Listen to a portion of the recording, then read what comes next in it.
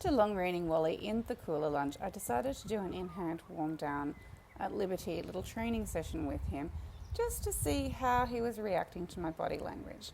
I know that Wally has been trained extensively in hand and is quite obedient in hand, so I figured that he wouldn't just run away from me on the arena.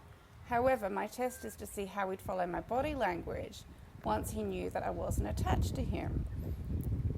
Because I didn't feel that he was that attentive with me on the long reins. And as you can see here, that's then carried through into the in-hand work where he's just walked off on me.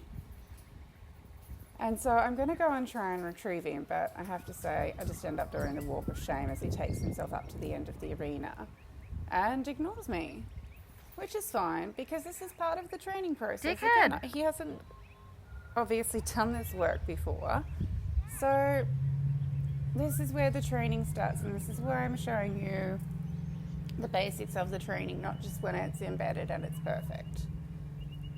So I've had to correct him again there just to make sure that he stays with me.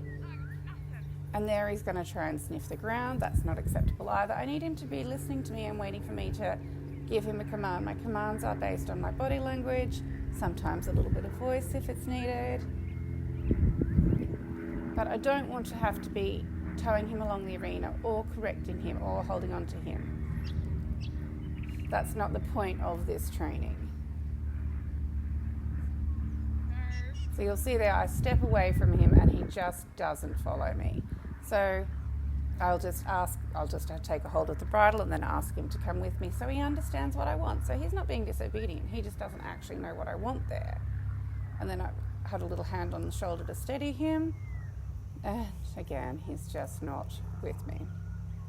So I'm not going to punish him for that. Part of the padding is actually just to try and generate a reconnection so he stays with me again. So I'm not rewarding him for bad behaviour, just saying, hey, I want your attention on me. Can you come with me without me having to have a hold of you?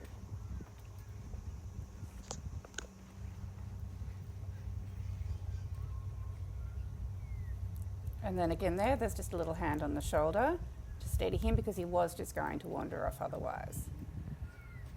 That's better with the turn, but I see that I've got my hand around his neck, so I'm not actually attached to his bridle, but I have got my hand there because he was just going to go away from me. Better. Good boy. That was the footstep. And you'll see there that he's chewing. Better. That's a good sign of relaxation. Yeah, good boy.